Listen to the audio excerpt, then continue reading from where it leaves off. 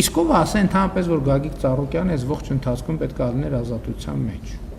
Ես խնդրեմ եմ տենում նրանում, որ այս ողջ ընթացքում եղել է ազատության մեջ։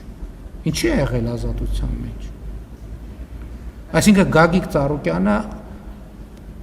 կամ էլի մարդիկ, ես խնդրեմ եմ տեսնում, որ իրենք 8 տարի եղել են ազատության մեջ։ Ու այդ իրանց ազատության մեջ մնալու պատասխանատվությունը ժողովուրդը դնում է ինձ վրա։ Հենց ստեղ է խնդրեմը, որ շատ դեպքերում ես հրապարակային ասել եմ, մեր դատաիրավական համակարգը շատ դեպքերում եւ շատ հաճախ ինքը, այսպես ասած, վերնախավերի հետաքրքրությունների արտահայտիչն է։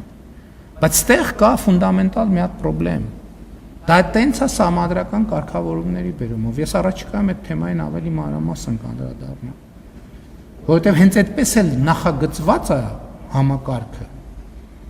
որ ինքը ոչ թե ծառայի ժողովրդին, այլ ծառայի վերնախավին։ Ու մեր դատաիրավական համակարգը շատ դժվար է, մենք մեծ ջանքեր ենք գործադրում,